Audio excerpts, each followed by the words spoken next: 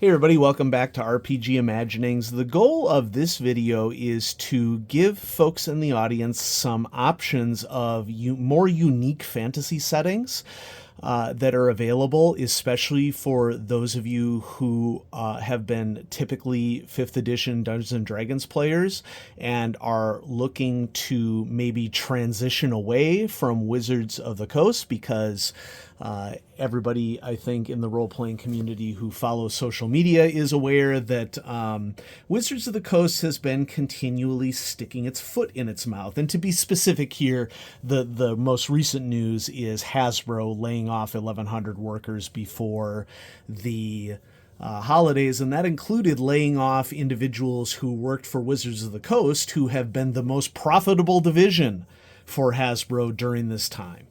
And this video isn't about talking about that because, you know, we all have our opinions on that. My personal opinion is that you shouldn't ever be biting the hand that feeds you. And in this case, it is the workers who are feeding Hasbro. And so it's just really unfortunate to see individuals whose greed is outweighing the solvency of their brands. And, you know, we're kind of living through a time in which people who own brands don't seem to really care about the health of those brands so long as those brands are making money for top executives. And so it's all just a shame. Anyway, but let's say that you are a D&D 5th edition player, which I know is maybe not true of a ton of people in my audience because RPG Imaginings has really been always focused on role-playing games that tend to be outside of the norm. But many role players do play a wide variety of role-playing games, including 5th edition. And so what if you want to keep playing 5th edition, but you don't want to give any more of your money to Hasbro? And if that were the case, I would not blame you at all. Okay. I have completely gone away from buying D&D products. Okay. But that doesn't mean that I'm not interested in interesting settings for the 5th edition mechanics system, and especially for independent publishers. And so what I have here for you today is 2 books that are published by Kobold Press that are 5th edition books. One of these is a setting book. One of these is a campaign.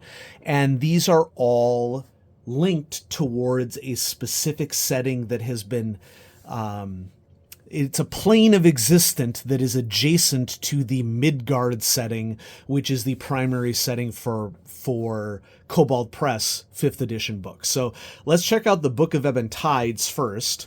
Step beyond the veil into the Shadow Realm. And this happens to be a plane that hasn't been explored too much since it really got some attention in 4th edition D&D. So the plane of shadow exists beside the mortal world, a twisted reflection of the material plane where fey magic, illusion, and trickery are as potent as steel. Heroes can enter this otherworldly realm of fey shadows, undead horrors, and wild adventure, but can they survive? Book of Ebon Tides includes details on the fey courts, bearfolk, ghouls, shades, and more, 17 playable races and subraces, including sable elves, shadowborn bearfolk, and umbral humans, 10 subclasses such as the Lightweaver Sorcerer, Shadow Domain Cleric, and Shadow Gnar Barbarian, 17 gods of the Shadow Realm and their followers, 25 new creatures including the Rose Golem and the Styx Giant, plus full-color maps, new spells and magic items, and more. Explore a world of shadows just next door, one step down the Shadow Road. And so the idea here is that Kobold Press has been wanting to investigate, ooh, I love these grape purple end pages, has been wanting to examine the Shadow Fell, or the Shadow Realm as they have been calling it here. And so one thing that I've found about these books as I've been investigating them, I think that I had first seen Courts of the Shadow Fey at my FLGS, and I purchased this from my FLGS. But then I became aware that they also had a setting book for the Shadow Realm, and so I wanted to check that out as well. And so artwork in here is spectacular. There's lots of options here, but the big thing that I want to emphasize with these books is that in addition to the mechanical options, there is a lot of world building that exists in these books. The folks at Kobold Press have done a lot of work to try to bring more unique elements into this book, this setting, as well as the campaign. And when we get to the campaign next, the Courts of the Shadow Fey, it is much more my style of fantasy role-playing that I want to do. And I think that it's a little bit different than what most people would consider to be typical fantasy role-playing. Dungeons and Dragons play that has largely focused on combat. Now, there are tons of combat options here, of course. There's something that's a little bit for everybody. So here we have tons of new spells that are available in this book that are all sort of linked to Shadow. If I had some criticisms of the spells, for example, the spells are really just variations on existing spells in the game where they like drop this little thing and add this little thing, which, you know, there's nothing inherently wrong with that. A player could do that at any time. But for whatever reason in the role-playing hobby, we see a lot of people who like have to see it in print in a book before they are willing to get creative with the things that they're doing. We could have a whole video as to the psychology behind that. You know, this idea that like it has to be canonical and published in a book in order for me to do it. No, that is not the case. You can do whatever you want. So what is the nature of Shadow? What sort of hazards do you encounter traveling within it? Shifting destinations, cities in the Shadowfell, and we'll probably end right here because, you know, I want you to buy this book. It's a really cool book, but we have this really interesting shadow color themed, I would say, map of some of the key features of the realm. And so this is a very beautiful book. Kobold Press put a lot into this, and this is, you know, a standard price role-playing book. It's $50 for a full color presentation with professional artwork. And so I highly recommend the Book of Ebon Tides if you are interested in the setting for Kobold Press's Shadow Fey. Or Shadow Realm. But then this is a campaign that Wolfgang Baur and Dan Dillon had written for 4th edition. We have some fun end notes here associated with Phases of the Moon, because I believe that is a part of the actual campaign. And this is at least partly a court adventure. So, you know, characters at court. A big part of this campaign is gaining the influence that the characters need in order to gain audiences at court. And so this reeks of Pendragon, which we love Pendragon, but Pendragon in more of a fantastical, non-medieval, non-realistic setting. And we even have coats of arms here right on this page. But Wolfgang Baur, in this initial sidebar, explains that he sort of wanted to examine elves as potential villains, because elves as fantasy creatures are interesting because they live for very long periods of time, and as a result of that have crafted deep culture and artwork, and they've developed a very complex ethnicity for themselves. And this is something that is ripe for exploration in role-playing. And so that was something that when I picked this book up on the shelf of my FLGS, I was into it immediately. Now, here's the introduction to the new edition for 5th edition.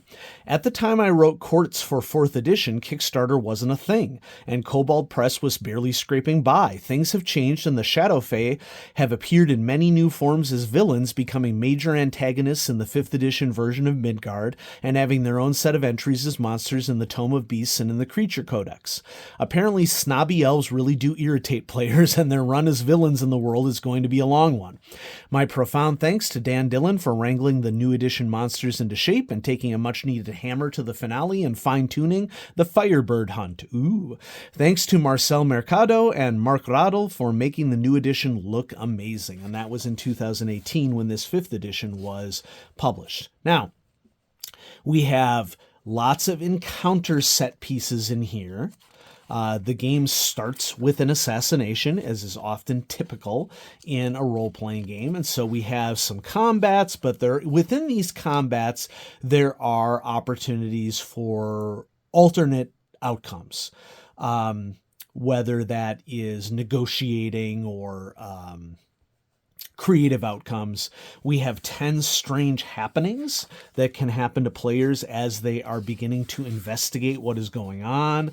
Maps are very professionally done, labeled well. I think that the villains are indeed very interesting. These long-lived elves that have complex politics and courtly mechanics. There's dives into weird and interesting magic in this campaign. Really interesting creatures and horrors for the characters to encounter. And so, yeah. So here's some design notes, which are always appreciated as to things that have been noticed as this game has been released for quite some time. It comes with a full color map of the courts of the Shadow Fey. Okay, so that's a nice include that you get with the book. And yeah, just a lot of variety of creatures and personalities. And as I mentioned, this is a courtly campaign. So a big part of this campaign is recognizing that negotiating and bewiling and bewitching, charming other characters is a component of it. And so for those of us, myself included, who are all about relationship and role-playing focused games, I am very interested in Courts of the Shadow Fey, and that is one of the primary reasons why I picked it up. Interestingly enough, this is also a pretty affordable book. It was published in 2018, so this is a $30 book, folks. If you're looking for a bargain for a campaign, you pretty much can't get better than $30 for a hardcover book. And, you know, it's obvious that Kobold Press, like many role-playing companies, have had significant price increases since that happened. The pandemic did a lot to alter the price of paper and binding and shipping. And so there has been an overall increase in prices in the role-playing industry. That's to be expected under the conditions. Here's the back, a 5th edition planar adventure. Oh, that was another big thing that attracted me to it. I just have always, especially recently, come into huge interest in Planescape. Partly for the art style of the original 1st and 2nd edition Planescape, but I love putting players in unique worlds, unique realms. The free city of Zobek has thrived since overthrowing the tyrannical Strass family. But an ancient bargain gives the Queen of Night and Magic a claim to the city, and now the Shadow Fey have seized Zobek as their own. The city's only hope lies with a band of heroes who can outfight and outwit the Shadow Fey in the heart of their own realm, the maze of treachery and deceit that is the courts of the Shadow Fey. This 5th edition adventure takes you from the mortal world to the heart of Shadow, where you'll fight your way through the dangers of the Shadow Realm to reach the Shadow Fey's courts, engage in dangerous courtly intrigue trying to increase your status to win an audience with the Queen herself, duel for honor and perhaps win the hand of a lover among the Fey nobility. Can you free Zobek from the grasp of the Shadow Fey, or will your fate become a tale told in hushed tones as a warning against angering the Queen? Cool. So, you know, whether you like 5th edition or not is kind of immaterial here in that, folks, most stats are easily convertible, especially if you have experience with role-playing games. This isn't going to be something that I would recommend to people who are new to role-playing games, because you do really need to get experience under your belt as a DM and as players to run an effective courtly game. There are understandings that you have to have as to what the goals are of the game as a whole, between the runner of the game and the players of the game, in order to get a role-playing focused campaign to work. One of my long-standing hypotheses is that one of the reason that I think some players don't like role-playing focused games is because they haven't really gotten a lot of training on how to role-play effectively within a group. And that is a skill. Now, there could be lots of other reasons why people don't like role-playing focused campaigns. You do you like what you like, but for those of us who like role-playing focused campaigns, this is really interesting. I think it would be easily ported to any version of D&D, and I think that it could be ported to a host of other role-playing games as well. And so even from a research standpoint, I haven't had a chance yet to dive into like the influence mechanics that are involved with this, but I really like the idea of players having to curate influence as a resource in a role-playing game. Because that is directly tied to how creative they are in interacting with NPCs. And there is a lot of fun that can be had at a role-playing table by having those discussions between GM and player and players and players, and coming up with strategies that are more associated with social interaction than martial interactions.